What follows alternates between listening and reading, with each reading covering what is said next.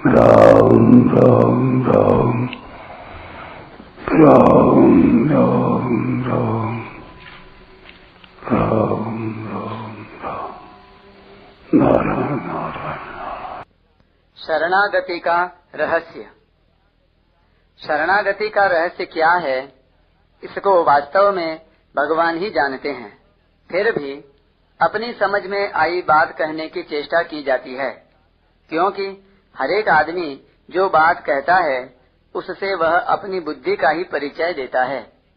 पाठकों से प्रार्थना है कि वे यहाँ आई बातों का उल्टा अर्थ न निकालें, क्योंकि प्रायः लोग किसी तात्विक रहस्य वाली बात को गहराई से समझे बिना उसका उल्टा अर्थ जल्दी निकाल लेते हैं।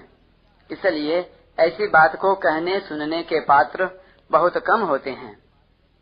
भगवान ने गीता में शरणागति के विषय में 2 बातें बताई हैं।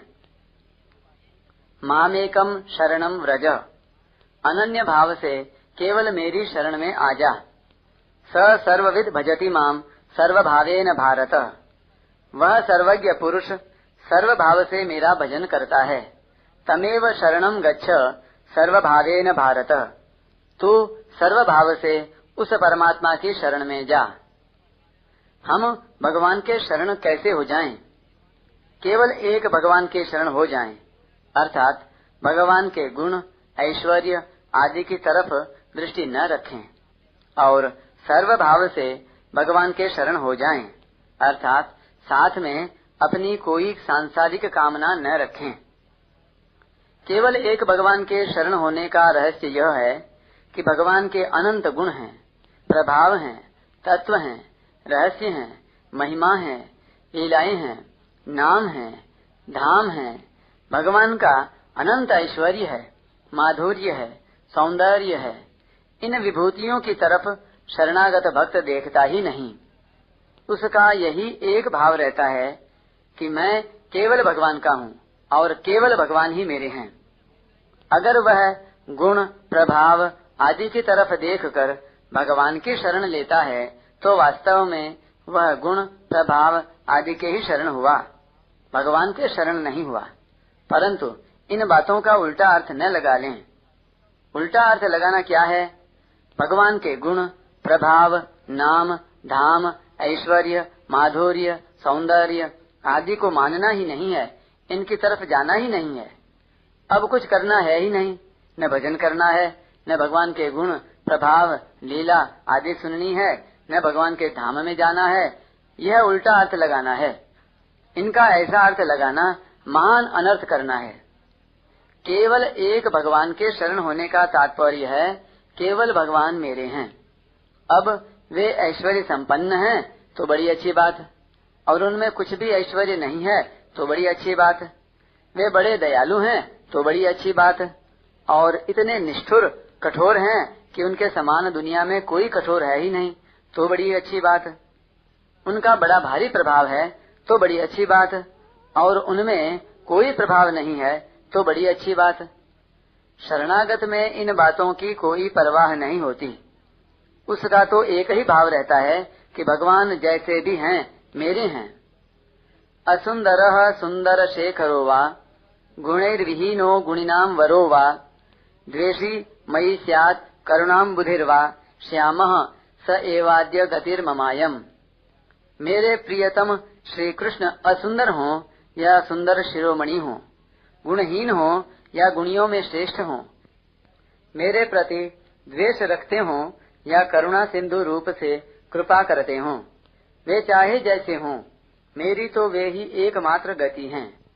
आश्लिष्य वा पादरतां पिनष्टो माम दर्शनान् मर्म हतां करोतु वा यथा तथा वा विदधातु लंपटो मत प्राणनाथस्तु स एव नापरः। वे चाहे मुझे हृदय से लगाकर हर्षित करें या चरणों में लिपटे हुए मुझे पैरों तले रोंद डालें अथवा दर्शन न देकर मर्माहत ही करें। वे परम स्वतंत्र श्री कृष्ण जैसे चाहें वैसे करें। मेरे तो वे ही प्राणनाथ हैं, दूसरा कोई नहीं।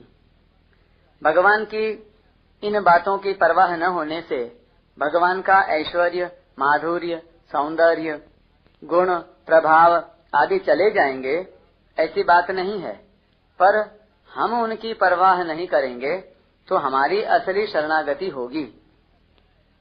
जहाँ गुण प्रभाव आदि को लेकर भगवान के शरण होते हैं, वहाँ केवल भगवान के शरण नहीं होते, प्रत्युत गुण प्रभाव आदि के ही शरण होते हैं। जैसे कोई रुपयों वाले आदमी का आदर करे तो वास्तव में वह आदर उस आदमी का नहीं, रुपयों का है। किसी मिनिस्टर का कितना ही आदर किया जाए तो वह आदर उसका नहीं, मिनिस्ट्री का है, यानी पद का है। किसी बलवान व्यक्ति का आदर किया जाए तो वह उसके बल का आदर है, उसका खुद का आदर नहीं है। परंतु अगर कोई केवल व्यक्ति का यानी धनी आदि का आदर करे तो इससे धनी का धन या मिनिस्टर की मिनिस्ट्री चली जाएगी, यह बात नहीं है, वह तो रहेगी ही। ऐसे ही केवल भगवान के शरण होने से भगवान के गुण प्रभाव आदि चले जाएंगे, ऐसी बात नहीं है, परंतु हमारी दृष्टि तो केवल भगवान पर ही रहनी चाहिए, उनके गुणों आदि पर नहीं। सप्तर्षियों ने जब पार्वती जी के सामने शिव जी के अनेक अवगुणों का और विष्णु के अनेक सद्गुणों का वर्णन करते हुए उनको शिव जी का त्याग करने के लिए कहा, तब पार्वती जी ने उनको यही उत्तर दिया, महादेव अवगुण भवन, विष्णु सकल गुण धाम, जय कर मनुरम जाहि सन, ते ही सन काम। ऐसी ही बात गोपियों ने भी उद्धव जी से कही थी। उद्धव मन माने की बात, दाख छोहारा छाड़ी अमृत फल, विष कीरा विष खात, जो चकोर को दय कपूर को, तजी अंगार अघात, मधुप करत घर कोरे काठ में, बंधत कमल के पात, ज्यों पतंग हित जाने आपनो, दीपक सो लपटात, सूरदास जाको मन जासो, ताको सोई सुहात। भगवान के प्रभाव आदि की तरफ देखने वाले को, उससे प्रेम करने वाले को मुक्ति ऐश्वर्य आदि तो मिल सकता है, पर भगवान नहीं मिल सकते। भगवान के प्रभाव की तरफ न देखने वाला भगवत प्रेमी भक्त ही भगवान को पा सकता है। इतना ही नहीं, वह प्रेमी भक्त भगवान को बांध भी सकता है, उनकी बिक्री भी कर सकता है। भगवान देखते हैं कि वह मेरे से प्रेम करता है, मेरे प्रभाव की तरफ देखता तक नहीं, तो भगवान के मन में उसका बड़ा आदर होता है। प्रभाव की तरफ देखना यह सिद्ध करता है कि हमारे में कुछ पाने की कामना है, हमारे मन में उस कामना वाले पदार्थ का आदर है। जब तक हमारे मन में कामना है तब तक हम प्रभाव को देखते हैं। अगर हमारे मन में कोई कामना न रहे तो भगवान के प्रभाव ऐश्वर्य की तरफ हमारी दृष्टि नहीं जाएगी, केवल भगवान की तरफ दृष्टि होगी, तो हम भगवान के शरण हो जाएंगे, भगवान के अपने हो जाएंगे। पूतना राक्षसी ने जहर लगाकर स्तन मुख में दिया तो उसको भगवान ने माता की गति दे दी, अर्थात जो मुक्ति यशोदा मैया को मिले वह मुक्ति पूतना को मिल गई। अहो बकीयम स्तन कालकूटम, जिघांसया पाय यदप्य साध्वी, लेभे गतिम धात्र्युचिताम ततोन्यम, कम वा दयालुम शरणम व्रजेम। अहो, इस पापिनी पूतना ने जिन्हें मार डालने की इच्छा से अपने स्तनों पर लगाया हुआ कालकूट विष पिलाकर भी वह गति प्राप्त की जो धात्री को मिलनी चाहिए। उनके अलावा और कौन दयालु है जिसकी शरण में जाएं। गई मारन पूतना कुछ कालकूट लगाई, मातु की गति दई ताही कृपालु जादव राई। जो मुख में जहर देती है उसे तो भगवान ने मुक्ति दे दी, अब जो रोजाना दूध पिलाती है उस मैया को भगवान क्या दें। तो अनंत जीवों को मुक्ति देने वाले भगवान मैया के अधीन हो गए, उन्हें अपने आप को ही दे दिया। मैया के इतने वशीभूत हो गए कि मैया छड़ी दिखाती है तो वे डरकर रोने लग जाते हैं, कारण कि मैया की भगवान के प्रभाव ऐश्वर्य की तरफ दृष्टि ही नहीं है। इस प्रकार जो भगवान से मुक्ति चाहता है उसे भगवान मुक्ति दे देते हैं, पर जो कुछ भी नहीं चाहता उसे भगवान अपने आप को ही दे देते हैं।